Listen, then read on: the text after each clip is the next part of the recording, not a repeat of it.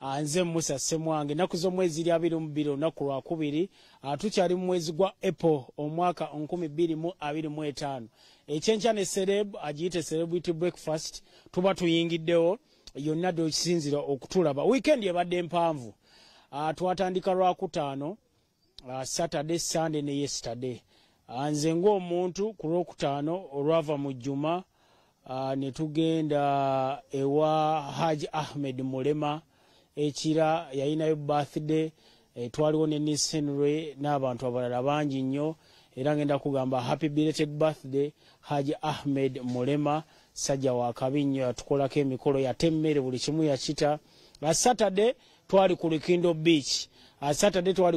Beach ne Jenkins Mukasa Bat Badru Edward Sendi ne timu yonna ya Vibe Life era muganda wange wenasoko ku venue y'embaga yange nagira abakolo ngendo teke embaga yange naye nsoko kwebaza Jenkins Mukasa ne timu yonna entegeka yali yakabi n'abajja mwenna twali awo ku Saturday kati ku Sunday yali Easter Sunday Easter Sunday naliko ku Nature's Resort beach wali ebusabala nali awo ntuddeko omuganda wange bamuyita Engineer Waswabirigwa mukwano gwa Tera Kaya era Tera Kaya twali tugeya ne Engineer nga tugamba ayindi ambuza Kaya aliwa ne mugamba nja muleeta kati yesterday Monday twabadde wa Haji Ali Serugo muganda wange ekitaawo Haji Ali Serugo Dennis njagala abantu obalage gye nabadde yesterday ongezaako kulaga weekend yange ya Easter wenjiyiseemu emaaso ka ogenda kumpereza message ombulire gwe waspendinze otya Easter weekend yo twabadde wa Haji Ali Serugo twabaddeyo naawe twabadde wa baba wafa assalamu alaikum wa rahmatullahi wa barakatuh Dennis bibateereko mwaze mutya abali kubukedde mwenna tusooke tumale Haji yabadde ne hakika ya mutabani we Hamza Mulema era embeera nga bw'ogirabaawo wabaddeyo abantu bangi emmotoka ez'ebbeeyi era naye n'ata ebyokulya wabaddewo networking eyakabi wabaddewo n'ebigambo okuva mu bamasheeka n'abagagga ndozola abagagga etubeera bazikoleredde siza kugwamu bugwi wazeret what happened anti awo wakakati nadde eriyo wenina okwasaganya ate malize nenika ya mwala wange naye nga Haji Ali Serugo waliwo omukyala ava Kayunga eyo yangambye Semwange Kayunga beeyongedde okwagala naye wandiise n'erinnya lye wano yangambye babeerako ku kyenkya essimu yange ate ekoze etya kasooke mufune wano before we proceed omukyala bamuyita Sara Kansime Kayunga Bugerere Sara Kansime Kayunga Bugerere yangambye abeerako nnyo atwabadde naye era muddu eyo ne birthday dinner oba brunch nabo ekyo bonna be twabadde nabo muganda wange M1 twabadde ne Patel Uncle Ricardo twabadde ne baba Sekajja ani omulago twabadde naye Alex owa made trades wali ku Lugogo bypass nani omugaga tumire nnyo sibe nnyo ku bagagga be twabadde nabo ne babanga Hajuma Katongole UK Mall ne Ahmed Mulema kale byebyo muganda wange atuzze bwe tutyo olwaleero kkiriza obagaana ku kamera nkoze ne Ibura wali wano mpola ku kyuma eyo waliyo Dennis muganda wange ne boss waffe bamuyita Justin Nakagwa for starters big tukuyina olunaku olwaleero nasembo kukyaza twali naalya oba ndowooza emyaka ng'ebiri egiyise nga sheno yakatandika bulijjo nkusaba tukyalemu ng'oŋŋaana ng'ompanvuya kati nkulina kati onnina Hajati Mulamba by the way tutandike ne dress code sikyakulaba mu jini sikyakulaba mu legging what happened Katonda wakukyusa eneeyisaayo oba wamanya nti buli kimu okikoze okyuka teyibeerako byakukaka otuuka ku nyumba ya Mungu eyo ku Kaaba buli kimu kyekola kyokka kyovola abamu batuyita balogo naye nga awo wetulogera ku Kaaba waliwo yali akuyisa omulogo nayo ku social media ne bagamba oyo bigi mulogo naye obulogo bwaffe buli wantu awa Kaaba abakatuliki bagenda eri Vatican fe abasiraamu ne tudde Makka kati buli omu yeesibe abeere waki wa feelinga comfortable nenga ebyo mutugamba ate bye bituwa amaanyi otwongerako gye tulina okugenda oba bye bituzukusa n'ogamba oli yaŋŋambye nti ndi homeless kanoonya akataka kange nzime ennyumba oli yampise nti teri kyendi kanzuukuke ensolo z'emitwalo 2 ku mulyango nfuukeko nange omuntu. So ebyo ebigambo bakoma otugamba eyo abalabi baffe oba abafaani baffe oba batatutegeera oba abeegomba okubeera kye tuli nga tebasobola kituukako be batufudde kye tuli. Waliwo ne kwoleseeyo batera okubuuza omusajja wo Bigi aliwa? Omusajja wange ajja naye omusajja wange si wa kamera kubanga etunakeera ne tumubalaga ate mujja munoonyerezaako munoonyereze gwe yayagalako ate nga kati ffe tuli mu kamera obuzibu bwaffe buli bumu. No tetwagala nnyo basajja ate bali mu kamera ngaffe naye ate mumanya ne gye yakolako nti yavuga booda yayagalako oli gye bayagalako ne gye byali byabwe ate byayita kati wanjagalako nga yayagalako gwe oba eri gwe yayagalako nze abaaliwo. Kati let's imagine okoze okukyala n'okwanjula kuyinza kubeera kuti? Kuyinza kubeera simple si kwa maanyi nnyo ng'emusuubira jasimwe abamawulire tubaze mabega kubanga mwagala ebyonoonese. Ate tulina okuwa abantu updates. Ate twagala updates era ekimu kye kitwaffectinze oba abasajja obutatwasama kubanga bagamba omusajja musaba ankwanye katugezese temusala kigambo ne mugamba gonna asobola Bigi naye ng'ate teri kyammanyi kye tuba kye tuli jasimwe erinnya bye tukola bye bututeeka waggulu ne musana atya sirina mmotoka ate naakwana ntya Bigi numbe lumba bulumbi Mungu kanagweramu ampadde layini naye layini akirowoozako. Anyway 2 months ago waliwo gye tuyinza oyita a topic of discussion about your relationship ne Fred Sebata.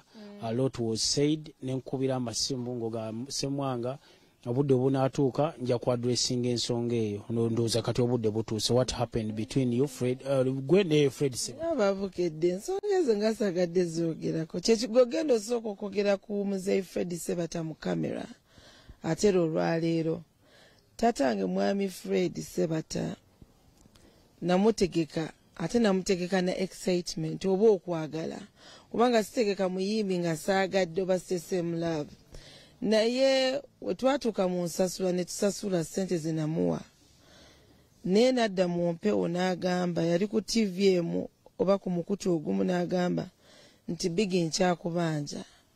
Nali sikisuubira taata wange oba nali sisuubira gwe kwasanguza nsonga zange eri bantu kubanga we nali nkuwa ssente zange mu butono we nazijja oba nazeewola oba nazijjawa sayitako ggwanga oba sayitako ku mukutu ogamba nti bane empita aba TikTok tuwe muzeeyi Sebata ssente oba tumuwe ekitiibwa kye kya deservinga. So nganze omuntu kyankosaamu kubanga siri muntu wa media oba siri muntu wa TikTok nti sookudda mu TikTok ejjudde negativity nyingi. Naye nagenda okulaba nga kimpitiriddeko oba olaba message eringa oli ajja oba olaba oli omu n'agamba oyo tasasula oli takola ki kati ne neewunya lwaki abayimbi mbategeka ate ne tusasula ate ne tutabeerako mu nsikagana. So ekyaliwo ku muzeeyi Sebata kinennyamiza nnyo ate kimpisa bubi wenkyogera nako mu kamera saagala breaking down eri abantu naye tekyali kintu kirungi nganze omutegesi naye nakirekeramu awo. Okay, engeri gye tukitandiseeko tukimalire ddala. Mwali mutegeraganya yenayimbira ssente meka? Nze mpulira yali asaba 10 oba n'omuwa meka? Twali tutegeraganya 12 sho 3 Sebena Masaka ne Mukono naye ffe abategesi nga toli mutegesi tomanya dynamics za show oyinza okuwa omuyimbi $2,000,000 katugeze oba 12 nga muzeeyi Fred Sebata naye nga expenses za show Sebena esooka $3,000,000 yo nga venue wodda ku byuma production Steve Jean yasabye $10,000,000 mu mmeka ne tumaliriza ku 7 kati wodda ku bulango wodda ku bifo ebirala mwabalabi oba mutuwagira oba temanya dynamics za show naye ezo zitumenya nnyo nti omutegesi yekka yamanya olukoba lwaliko luba lumuleeze bwe luti naye ate nga you have to produce to deliver nti oyinza ofuluma Serena nga tolina na miliyoni 3 naye kubanga abategesi balabye nti Serena ejjudde bo tebaagala kumanya agamba omusajja muwe sente ze oli kumukozesa olikola ki so expenses za show nyingi nnyo oba tobaze bulungi omuyimbi aba alina ofuna less money so that you're balancing or catching up ne expense. Yeah. Okay, kati buchanga incidents yebaawo mukuru Fred yali akubiddeko bawali returnize his call mugezeko kubigonjola. Tankubiranga ko simu yangamba nti nali nkubiranga esimu teyitamu naye nalaba nga kinsuseko nga TikTok baanvu mu okufa. Wa omuntu sente wakola nnyo. Ne nkwata esimu ne mugamba tata nonswaza bwotyo mu nsi eno nga nakukkiririzaamu nga teri akukkiririzaamu. Nangamba nze nakyogeddeko bwogezi naye nenkireka kati simuwulizangako ate simulinaako buzibu kubanga anzaala oyo taata wange. Wamusonyiwalira? Namusonyiwalira n'ate neetama n'ebivulu. Kati sente ogenda zijjawa? Sente nja zifuna. Mungu tagala kamooli, Katonda waffe tagala buli wamu. Neetamwa endongo nti benkolera tebasiima. Ninayo omusajja omu eyali ansiimyeko ng'amutegekedde. Yali Chameleone. Ye yekka. Kyova olaba ekikwata ku ye kinkosa. Ekimukosa ye Joseph ewange tasobya tebamunyiiza. Kubanga mukwano gwange ebyaddala ebitaliimu byakwekuusa. Nakola naye sho neegwa ne tuddamu ne tukola sho samuwa sente ng'etwakkirizaganya. Naye teri lunaku lwe mwali mulabyeko Chameleone ng'ajja eri ensi. N'agamba nti Biggy oba twakanyiza $2.5 million. Kyova olaba kyakola kyonna kinkakatako. Kati omuntu gwe nsoyirawo mubiri nti akoze sho kamuyambe tukwasaganyeeko. Ne ngamba kanzire mu byeddiini byange tebeeramu nnyo kuleega muguwa naye nabyo bitambula. Naye ng'ebivulu nkyabirimu ebitali byansi. Nja kuba mbaleetera eby'abasiraamu bamasheya abalungi byonna. Wategeka empaka za Quran towards Ramadan. Omuwanguzi n'awangula emmotoka. Abantu baali era bagamba emmotoka tajja gimuwa ne bagamba Biggy nga tatudde. Emmotoka ezo ziri bbiri actually. Emmotoka abaana bagenda kuwummula. Emmotoka eyo twakola partnership n'aba Hiraj Foundation. Se emmotoka ezo zirina enteekateeka ezirina okugabibwa mu Lwatu. Nga bwe twazironkingira mu Lwatu nga tupartnerinze ne kampani emu. So buli kye mulaba abamu babasuubiza hijja, abamu twabasuubiza hijja na umra abaana naye hijja ne umra zo bagenda mu August. So mujja kulaba era abaana nga bagenda mu August. N'ab'emmotoka balina ozifuna ng'oluwummula lutuuse. Speaking about Chameleone, nkuzizaayo eri. Return ye baatusuubiza okukola ekivvulu. Sikulaba wookiranga ani ali behind ekivvulu kya Chameleone? Chameleone waali wendi. Saagala mutukwate bubi. Era waalanga ndaba yapostinga 1st of August ye show ye The Return of Joseph. Naye kati alina zituwa zatandise otambula kati wetwogera ali Nairobi. Wajjayo n'agamba nti Joseph asooka okwetegeka kubanga musajja mugagga. Kati ate ffe mutulabayo tuba tuli muyambako nti wano ngenda kukola bwenti wano ngenda kukola bwenti. So tujja kiranga ku right time yakyo. Nenga sinnamulabako by the way. Wamulabyeko ali mu mbeera ki? Anyirira kasirimboyi kanyirira nnyo kalabika bulungi as usual. Ate kajuisi ako kamuterezeza aba ku butunda buli kadde mina. Kati wa butunda Jose. Kati ali nganze. Anywa butunda we apple juice minati. Nalya ku kyennyanja bane Joseph, thank you. Kubanga atugamba tajja tuswaza and he means it. Alya kamere, he looks so nice. Okay. Yeah. Abawagizi abali eyo ku TikTok nalaba bagala kugattako lya mayanja. Because of your relationship ne bamayanja. Oli willing okusulagana amanya go otekeke lya mayanja? Njaditeekako because they are real. Bebantu waba kwagadde tebekwenya kwenya. Palase waba kwagadde wiza waba kwagadde mama waabwe tata waabwe. So mayanja linfitinga kubanga tukwatagana nnyo. Yes. All right. Ayaka twegattako eddakiika kati ziri 45. ezise ku ssaawa 3 program bagiyita ekyenkya tubeerawo Monday up to Friday okuva saa 12 paka ssaawa 4 nze bwonda abamanya program eneetera okuggwa naye wenvaawo tugenda mu mboozi za booda nja kukomawo enkya inshallah naye nga tumaliriza gwe yasemba okubeera ne Alien Skin ng'agenda gye yagenda afune ebisago meeting yo ne Alien Skin yali ekwata ku nagenda nendaba Alien Skin namukubira essimu n'akwata nemugamba Alien oli otya nti gyendi nemugamba muganda wange Sauda MP Oweiganga abadde Sauda amwagala nnyo nemugamba Sauda madde njagala mu surprising ojja omuyimbireko nagamba tewali buzibu ne tukanya ku ssente nangamba ndi ku Fankoni gwe gwali ogwokubiri okudda ku Fankoni kubanga nali mu preparation zoli champion good ne gogasoka ku then nenzirayo ogwokubiri ne musanga yali talina buzibu ng'abantu bwe bagamba oba tewaliwo kavuyo nenyingira ne muwa ssente nga deposit balance alina omujjawa eiganga naliyo naye simanyi oba bagamba nti lutwe I don't know kubanga Alien nze namuweerezako message nali sibirabye nembirabira ku Joshimbu ti Alien bamukubye ki ejjinja era nendwikinga out kuno bati nenaalongo kitone nemugamba mumperekere tulabani Alien nga maze okulaba ka video akatambula ku TikTok nti Biggie yatutte promoter yatutte Alien ne bamukuba yabadde mu lukwe saaliko mu lukwe lwa Alien Skin ate simuinaako buzibu Alien tankosangako simukosangako and ne propaganda w'abantu oba ne bafans basusuwaza ekintu nekikola ki nekigaziwa Alien yajja n'ayimba era omulaba obutambi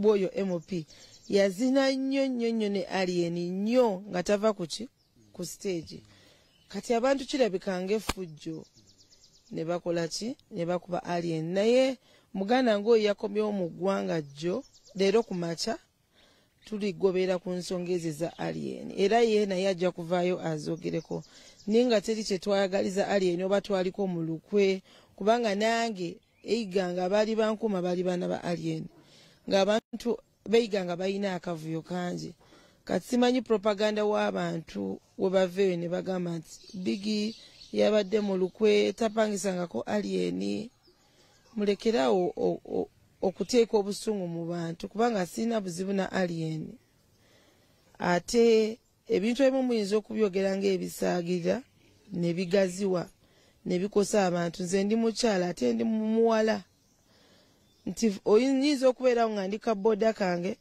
bafaani ba Alien ne bankuba oba ne bakolawo ekintu ekitasaanyidde naye nga in actual sense sina buzibu ne Alien siyombangako naye simufunangako obuzibu nti oba Alien babiki so eyo propaganda atambula si mutuufu yes okay propaganda omulala yali atambula nga tumaliriza abakozi bo ba resigninga anina ne gwe nasanga ekisasaawo mu muzikiti oguli awo ekyengulo ogw'abanubbi ne muwa ku salaamu but tetwagenda into much details about his separation from your company what happened my company yange ya Biggie nagitandika ndi ku university Biggie waba awadde abakozi emirimu omukozi ali free okwexitinga oba okusigala kati omuntu okera n'awandiika bbaluwa nti avudde mu big events yali awa clarity maybe toddamu mukubira maybe toddamu mugamba nti big events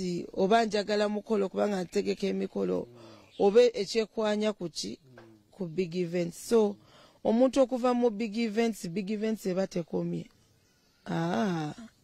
kubanga oba sigo wagitandika kati woba ovudde mu big events it's okay oyo muganda wange omu mama wange omanyi so maybe for my brother atandise jani empya mama wange mulaba nnyo mubivulu ne musumbuwa so it's okay for oyo musa bataga yakoyo musa mami big mpataga so for nga yakoye mangu mumuleka umule amagulu maradde so I don't know why people shouldn't take it so personal and so attached to it oli mama wange oli muganda wange and the fact that is musajja ye agenda kukola mirimu mirala so tujja kuba tuba manager omupya asobola okurunninga emirimu. Okay. Thank you so much. Eddakiika ziweza 5. Kitegeeza tugenda mu mboozi ya boda. Your last remarks, making sure temuli kalango kwa musala njagu jangu kimewo kati ebigambo bye ebisembayo. Last remarks zange ng'eggwanga tudda mu kalulu naye tukume obukkakkamu oba eriyo gw'owagira beera gy'owagira tokuubana n'abantu then abakyala twewe respect tetweddinganamu ku midiya ndaba nnyo tiktok abantu nga beeyuza then abayimbi mbaagala nnyo industry ate kati omukulu we yakomyewo ndaba kati eyimuse aluyita wawadde bayimbi abayimbi weebali abayimbi bangi naye kati ate empologoma weyegatta n'obwana bwayo bakola ekyamaanyi. Alright, tubaagaliza olunaku olulungi. Shadia Nakalema ogamba otya mukyala Nkajja nkulamusizaako nkumisinga by the end okkulabako Seguya ogamba otya Seguya mu mbeera ne ya papa ya trendinga yanyumizaako Seguya yagendako ku bazilika y'e Rome kyovula we musanga muyita bazilika yanyumiza ebintu byonna naye bisinga nabyerabira ssebo wenda kukomawo tuddemu buto but for now tubaagaliza olunaku olulungi ababaddeko yonna okwetooloola ensi yonna abantu bagamba Ssemwanga abantu beeyongedde okwagala musibe bulungi mweraba. Omwana Ssemwanga yeeyagaliza ebintu byagambye nabimugamba dda nva e Roma bazilika ne munyumiza ekereziya nene nnyo naye musanja kukukuba bawo yani omutuufu amanyi agogedde bubi ye Mr. Njaka Sinkanja bambi namanya nago era abatulaba tutumidde nnyo Lambert Etipot and New Orleans. Tonatuwa nteekateeka zaabo. Nteekateeka bagenda tutuuka bonna abagenyi September 29th 30th paka lumu September tetugenda mulonda president waffe CEO atukoledde bingi nnyo eza papa neza papa mbagambye nti mujje ku reception tugenda tuteekawo ekitabo wano ku Vision Group.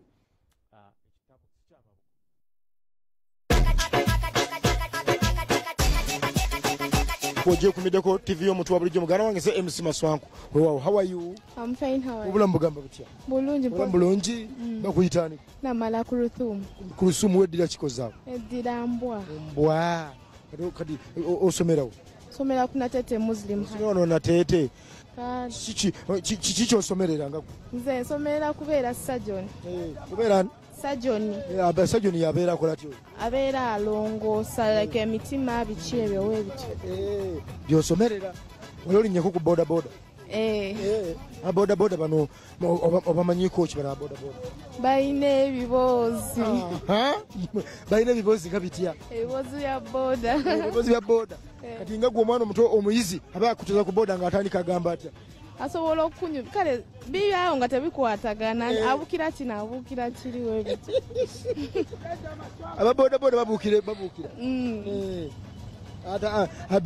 bata atandika atya asobola okugamba student gyebale kokomawa asobola n'okuyisaawo ng'ayogera nnyo asobola okuyisaawo kubanga baba boogera nnyo kati gwe bakunyumiza nnyo ng'okola otya bw'atandika okunyumiza nnyo ng'osirika nga nsirika kubanga ebimu waliwo wabyabaira anyumya nga tebinzimba nga tebinkwata beeraawo gwe sebo gyebaleko sebo oli otya omwana muwala ngambye ababoda muyina ebiboozi ate era emboozi oba omubeesabeesa aleke kwebowa emboozi erina okubeerawo kubanga oyo mwana muto era oba olina okugenda ng'onyumya naye era nga womanyi omwana omuto naye kakati tolina kiyinza mugamba era kisinga awo abakubeesabeesa bambere kakubwala nga gw'omwana omuto kirabika ye walayika wakiraba kati ebiboozi tubijjewo tebaddamu kunyumiza ebiboozi ba tebitukwatako ffe ba students ne bana babodaboda olowooza basoma bana baboda abamu baba basoma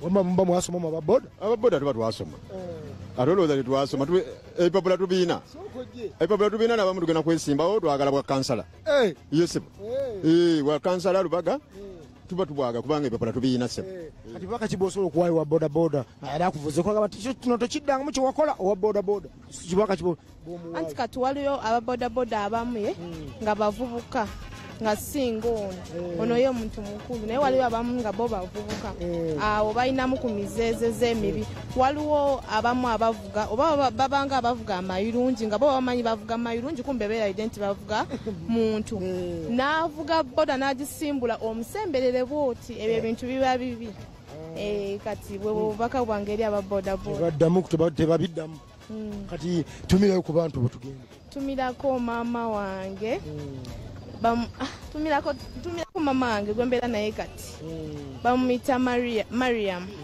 naye netubirako ne mama wange omulala eyankuza bamuyita Nansubuga Hafsu owa bodaboda omwana muwala abawaddeyo obubaka obuwulidde omwana muwulidde endowooza esimbi era ng'omwana omweyizi ge baweerera era ino vaamu endowooza ngeze ennungi kubanga nange era nsiimye enjogera gyayogedde nabula si bonna ababoda omwana muwala omumpereyo ku mibbi omwana oyo nja kusobola nsobola omutwalako era ng'omwana mutuuse wakola ki olagawa sajja atuwadde akuwadde okutwalako nkoma wali wa kolokolo naye ndi ne baganda bange sobola oli mu tiimu eraze wati webali wali bamuyitaani oli bamuyita Nansimbe Shurati muganda wange kale neyanza kale ticha tutumidde ku ticha ono omutisha wo ntumirako Mr. Kanyerezi history teacher waffe atusomesa nnyo wabawo baticha abakuba embooka awo twalina ticha waffe akuba embooka mumina ticha nakuba embooka awo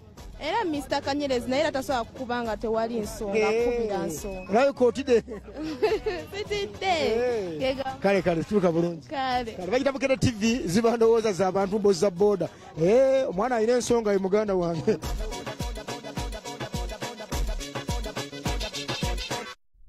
ekyenkya kikutuusiddwako Nala Instant Noodle